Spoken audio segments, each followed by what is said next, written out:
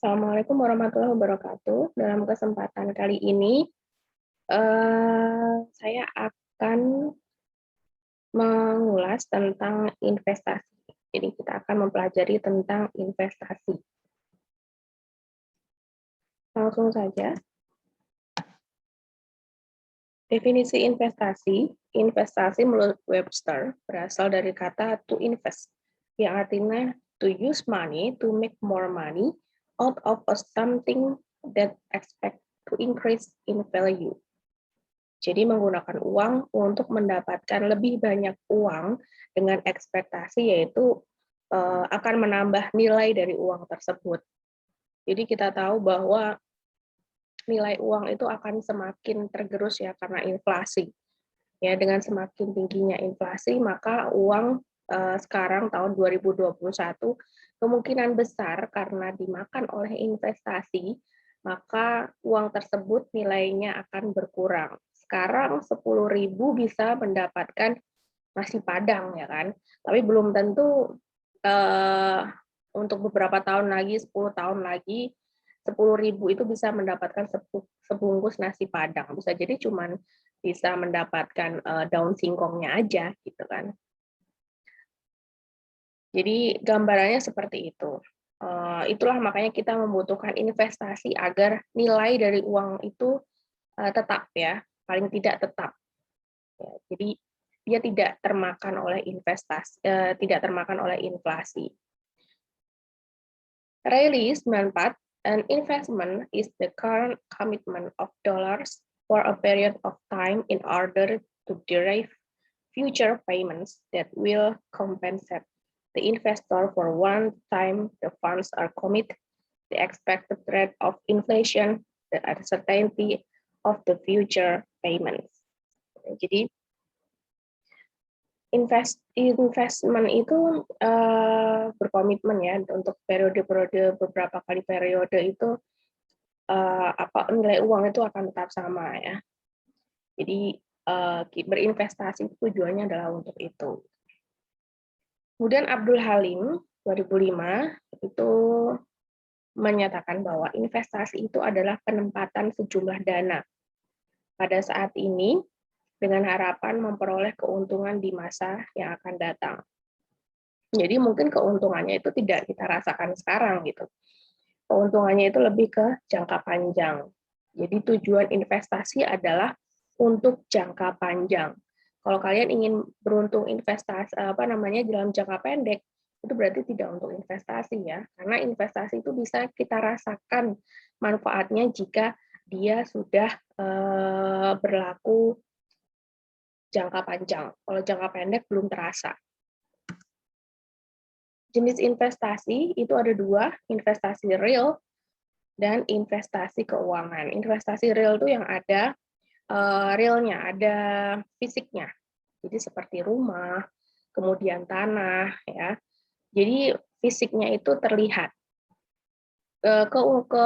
Kelemahannya ya, kalau investasi real itu biasanya ya bisa jadi nanti akan bertambah ya nilainya. Sekarang kita beli rumah sekitar 250 juta ya contohnya. Bisa jadi 3 tahun atau 5 tahun akan datang bisa jadi 1 miliar gitu. 20 tahun akan datang bisa jadi berkali-kali lipat gitu. Tapi kelemahannya di sini kalau aset itu yang real itu biasanya dia sulit untuk dijual kembali. Jadi kayak tanah, rumah itu kan kita harus menemukan pembeli yang cocok kan gitu. Jadi itu susahnya. Kemudian yang kedua adalah tentang investasi, jenisnya adalah investasi keuangan atau financial investment. Di sini yang akan kita bahas panjang lebar untuk investasi keuangan. Nah, ini instrumen investasi keuangan. Pembagian investasi keuangan berdasarkan jangka waktu dapat dibagi dua, yaitu investasi keuangan jangka pendek, memiliki jangka waktu 1 tahun atau kurang sejak diterbitkan sampai jatuh tempo. Jadi biasanya dia itu ada jangka waktunya tersendiri. Ada jangka waktunya, jadi seperti deposito ya, itu ya, deposito itu kalau di bank itu dia jangka pendek karena keuntungannya didiskusikan atau sudah diperjanjikan itu di awal. Jadi dia itu selama 6 bulan atau 1 tahun yang akan datang, maka akan mendapatkan sekian-sekian persen dari total uang yang dimasukkan gitu. Jadi total uang yang sudah diinvestasikan di deposito itu berapa, nanti 1 tahun baru boleh diambil. Jadi selama jangka waktu 1 tahun kita berbeda dengan tabungan ya. Kita nggak boleh memakai uang tersebut atau narik uang itu. Terus ada surat berharga pasar uang ya. Kemudian ada surat berharga komersial atau commercial papers. Itu sertifikat deposito tadi udah. Investasi keuangan jangka panjang memiliki jangka waktu lebih dari 1 tahun sejak diterbitkan sampai jatuh tempo. Yang kedua, mekanisme perdagangan disebut dengan pasar modal. Jadi biasanya kalau kalian pengen berinvestasi jangka panjang itu ada di pasar modal. Jadi kalau kalian mau menginvestasikan dana kalian di reksadana ataupun saham ataupun obligasi, jangan berharap 1 tahun itu kalian akan mendapatkan keuntungan yang banyak. Karena keuntungan yang banyak itu bisa kalian dapatkan ketika jangka waktunya itu lebih panjang. Contohnya kalau saham itu 10 tahun ya, kalian baru merasakan keuntungan dari kalian investasi itu gitu. Instrumen pada dasarnya dibagi 2, yaitu ada efek dengan pendapatan tetap fixed income securities dan efek yang bersifat ekuitas, equity securities. Jadi di sini ada efek yang pendapatannya tetap, kemudian ada efek yang bersifatnya ekuitas atau tidak tetap ya. Jadi income-nya itu yang masuk itu nggak tetap gitu. Jadi tergantung dari resiko. Ada proses keputusan investasi. Konsep proses investasi harus dirancang dan dibentuk dengan baik, di mana risiko dan hasil harus dipertimbangkan serta dicapai suatu keseimbangan. Semua keputusan investasi harus konsisten dan kebijaksanaan dan sasaran yang telah ditetapkan. Konsep proses investasi yang merupakan kunci penting bagi keberhasilan pengelolaan kekayaan untuk jangka waktu yang panjang. Jadi di sini kalian harus tahu ya tentang ketika resikonya tinggi, sudah pasti returnnya itu yang kalian dapatkan itu akan lebih besar gitu. Karena resikonya juga besar gitu. Itu prinsip investasinya ya. Ketika resikonya itu rendah, maka ya return yang akan kalian dapatkan itu juga akan rendah gitu. Jadi tidak banyak juga gitu. Nah, kalau di pasar modal itu ada yang namanya reksadana yang kemarin sudah pernah saya bahas sedikit ya. Itu resikonya sangat rendah karena di sini ada manajer investasi yang akan mengelola dana kalian ya, investasi kalian. Kalau saham itu dia termasuk resikonya cukup tinggi. Ya, jadi kalian harus memang return yang didapatkan tinggi, tapi ketika nanti rugi ya kalian harus siap dengan kerugian itu.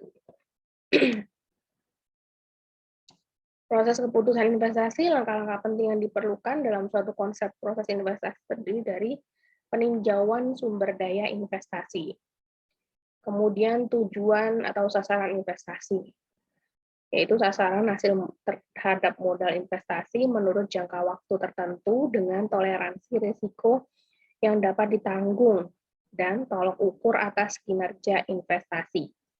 Peninjauan atas batasan yang timbul akibat peraturan, batasan eksternal maupun akibat kondisi internal organisasi. Kebijakan investasi merupakan penuntun dalam pembuatan keputusan di masa yang akan datang. Analisis atas kondisi makroekonomi yang akan mempengaruhi karakteristik risiko hasil dari pilihan investasi yang ada untuk menentukan risk neutral position. Jadi di sini yang dimaksud dengan kondisi makro ya seperti yang kita hadapi sekarang ya, yaitu makroekonomi, inflasi ya kan, kemudian tentang berapa pertumbuhan ekonominya, itu juga menjadi analisis ya, analisis atau atas kondisi investasi kita. Jadi seperti pandemi ini yang mempengaruhi banyak sekali sektor ya, dari sektor keuangan ya. Kalian bisa cek itu saham dari mulai pandemi itu terus merosot ya. Di pasar modal itu bahkan sampai minus itu pernah. Itu benar-benar ini ya sesuatu yang di luar ekspektasi banyak orang gitu. Ya itulah yang namanya resiko ya. Jadi ada resiko-resiko yang memang harus dihadapi ketika kita berinvestasi. Nah, di sini ada namanya risk neutral position, yaitu posisi netral untuk resiko itu. Jadi investasi itu seharusnya kita kasih ke posisi atau kita memilih investasi yang tidak terlalu tinggi resikonya dan tidak terlalu rendah resikonya gitu. Jadi di tengah-tengah aja netral gitu.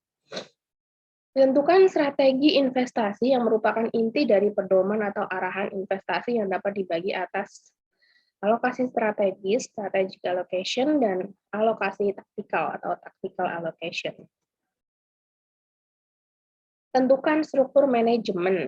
Dalam struktur tersebut, perlu ditentukan apakah pelaksanaan investasi dilakukan oleh pihak internal atau menunjuk manajer investasi dari luar perusahaan dengan mempertimbangkan faktor-faktor seperti kualitas dan kualitas sumber daya internal yang dimiliki, sumber daya eksternal yang tersedia, perbandingan cost and revenue, jadi biaya dan pendapatannya itu apakah sesuai gitu, jangan sampai besar pasak daripada tiang gitu kan. Jadi apa kita berinvestasi itu butuh seorang manajer investasi ya.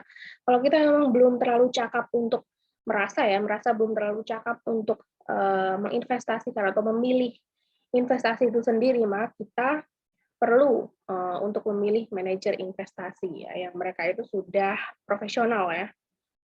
Ditentukan pihak yang akan bertindak sebagai kustodi untuk menyimpan surat berharga yang dimiliki. Jadi ketika kalian udah kaya ya, udah apa asetnya udah bertriliun atau sudah sangat banyak sekali, itu butuh penyimpanan surat-surat berharga ya. Jangan sampai disimpan di rumah ya. Jadi orang-orang kaya tuh mereka menyimpan uangnya itu tidak di rumah. Kalian bisa ini ya, baca juga berita-berita tuh kenapa koruptor itu sangat sulit sekali harta kekayaannya itu diserahkan kepada negara. Karena memang harta kekayaannya itu di mana-mana gitu, bahkan sampai di bank Swiss itu ya. Bank di Swiss itu yang biasa mereka itu koruptor tuh biasa menyimpan uang hasil korupsinya gitu. Yang banyak itu di situ karena di bank luar negeri itu mereka benar-benar nggak mau kalau nggak mau ngeluarin itu duit kalau benar-benar bukan dari orang yang bersangkutan gitu.